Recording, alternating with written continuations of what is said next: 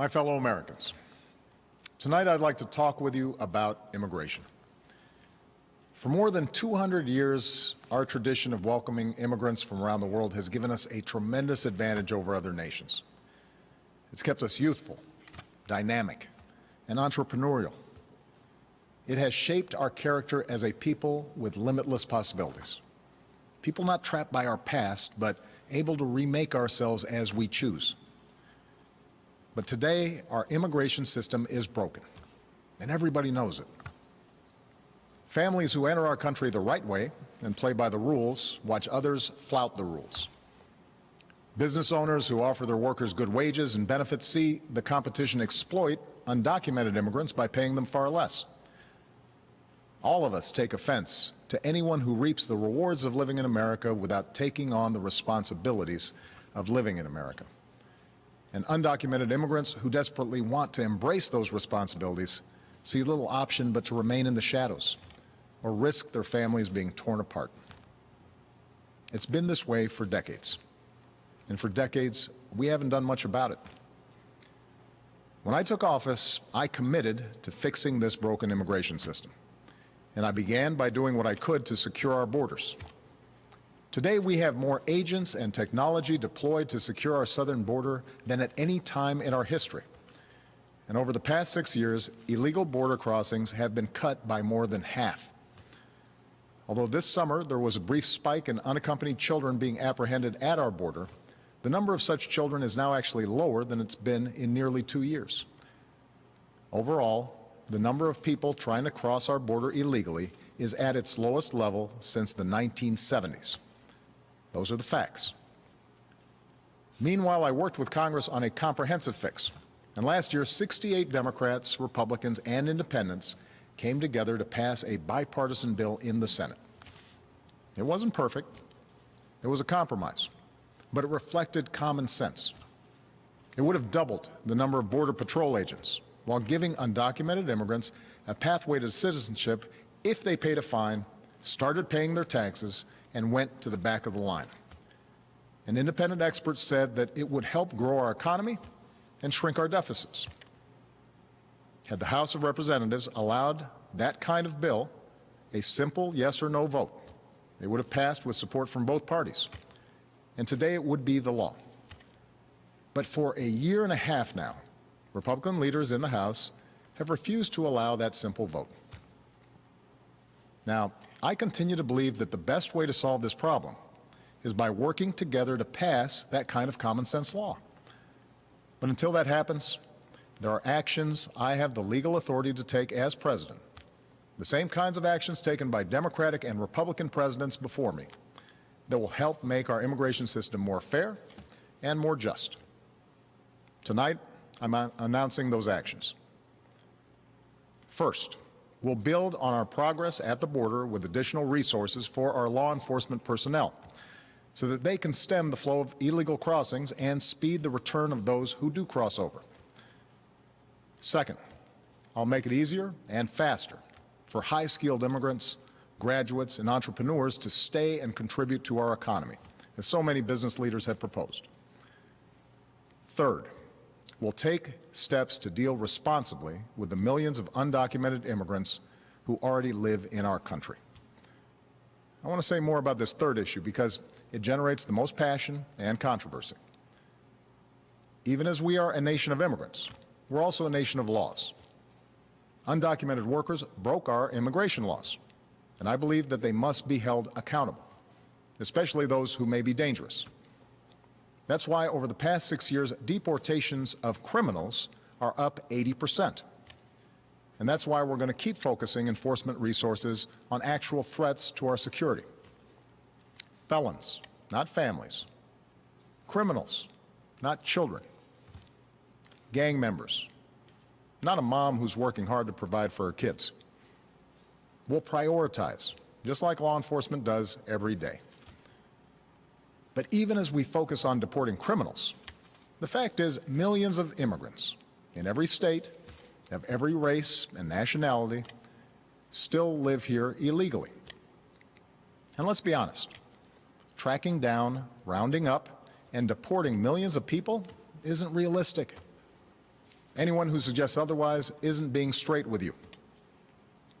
It's also not who we are as Americans. After all, most of these immigrants have been here a long time. They work hard, often in tough, low-paying jobs. They support their families. They worship at our churches. Many of their kids are American-born or spent most of their lives here.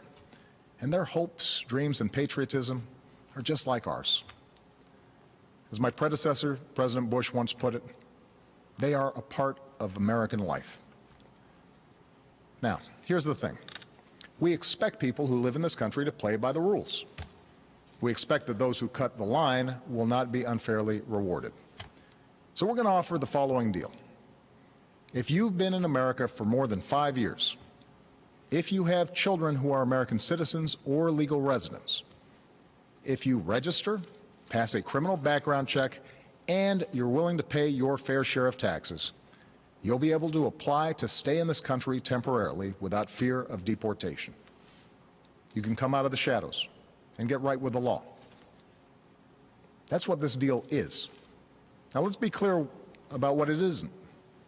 This deal does not apply to anyone who has come to this country recently. It does not apply to anyone who might come to America illegally in the future. It does not grant citizenship or the right to stay here permanently or offer the same benefits that citizens receive. Only Congress can do that. All we're saying is we're not going to deport you. I know some of the critics of this action call it amnesty. Well, it's not. Amnesty is the immigration system we have today. Millions of people who live here without paying their taxes or playing by the rules, while politicians use the issue to scare people and whip up votes at election time. That's the real amnesty, leaving this broken system the way it is. Mass amnesty would be unfair. Mass deportation would be both impossible and contrary to our character.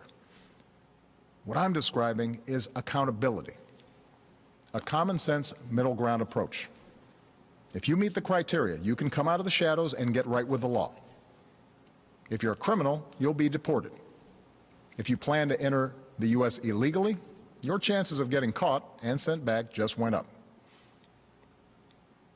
The actions I'm taking are not only lawful, they're the kinds of actions taken by every single Republican president and every single Democratic president for the past half-century. And to those members of Congress who question my authority to make our immigration system work better, or question the wisdom of me acting where Congress has failed, I have one answer. Pass a bill.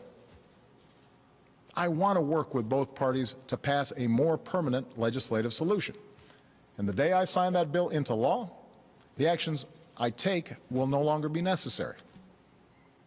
Meanwhile, don't let a disagreement over a single issue be a deal breaker on every issue. That's not how our democracy works. And Congress certainly shouldn't shut down our government again just because we disagree on this. Americans are tired of gridlock. What our country needs from us right now is a common purpose, a higher purpose. Most Americans support the types of reforms I've talked about tonight, but I understand the disagreements held by many of you at home. Millions of us, myself included, go back generations in this country, with ancestors who put in the painstaking work to become citizens. So we don't like the notion that anyone might get a free pass to American citizenship. I know some worry immigration will change the very fabric of who we are, or take our jobs, or stick it to middle-class families at a time when they already feel like they've gotten the raw deal for over a decade. I hear those concerns. But that's not what these steps would do. Our history and the facts show that immigrants are a net plus for our economy and our society. And I believe it's important that all of us have this debate without impugning each other's character. Because for all the back and forth of Washington, we have to remember that this debate is about something bigger. It's about who we are as a country and who we want to be for future generations. Are we a nation that tolerates the hypocrisy of a system where workers who pick our fruit and make our beds never have a chance to get right with the law? Or are we a nation that gives them a chance to make amends, take responsibility, and give their kids a better future? Are we a nation that accepts the cruelty of ripping children from their parents' arms? Or are we a nation that values families and works together to keep them together? Are we a nation that educates the world's best and brightest in our universities only to send them home to create businesses in countries that compete against us? Or are we a nation that encourages them to stay and create jobs here, create businesses here, create industries right here in America? That's what this debate is all about. We need more than politics as usual when it comes to immigration. We need reasoned, thoughtful, compassionate debate that focuses on our hopes, not our fears. I know the politics of this issue are tough, but let me tell you why I have come to feel so strongly about it. Over the past years, I've seen the determination of immigrant fathers who worked 2 or 3 jobs without taking a dime from the government and at risk any moment of losing it all just to build a better life for their kids. I've seen the heartbreak and anxiety of children whose mothers might be taken away from them just because they didn't have the right papers. I've seen the courage of students who, except for the circumstances of their birth, are as American as Malia or Sasha, students who bravely come out as undocumented in hopes they could make a difference in the country they love.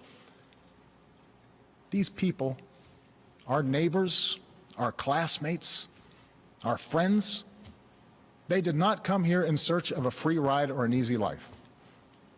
They came to work and study and serve in our military, and above all, contribute to America's success. Now, tomorrow I'll travel to Las Vegas and meet with some of these students, including a young woman named Astrid Silva. Astrid was brought to America when she was 4 years old. Her only possessions were a cross, her doll, and the frilly dress she had on. When she started school, she didn't speak any English. She caught up to other kids by reading newspapers and watching PBS. And she became a good student. Her father worked in landscaping. Her mom cleaned other people's homes. They wouldn't let Astrid apply to a technology magnet school, not because they didn't love her, but because they were afraid the paperwork would out her as an undocumented immigrant. So she applied behind their back and got in. Still, she mostly lived in the shadows until her grandmother, who visited every year from Mexico, passed away. And she couldn't travel to the funeral without risk of being found out and deported. It was around that time she decided to begin advocating for herself and others like her. And today, Astrid Silva is a college student working on her 3rd degree. Are we a nation that kicks out a striving, hopeful immigrant like Astrid? Or are we a nation that finds a way to welcome her in? Scripture tells us that we shall not oppress a stranger, for we know the heart of a stranger. We were strangers once too. My fellow Americans, we are and always will be a nation of immigrants. We were strangers once too. And whether our forebears were strangers who crossed the Atlantic or the Pacific or the Rio Grande, we are here only because this country welcomed them in and taught them that to be an American is about something more than what we look like or what our last names are or how we worship. What makes us Americans is our shared commitment to an ideal, that all of us are created equal, and all of us have the chance to make of our lives what we will. That's the country our parents and grandparents and generations before them built for us. That's the tradition we must uphold. That's the legacy we must leave for those who are yet to come. Thank you. God bless you. And God bless this country we love.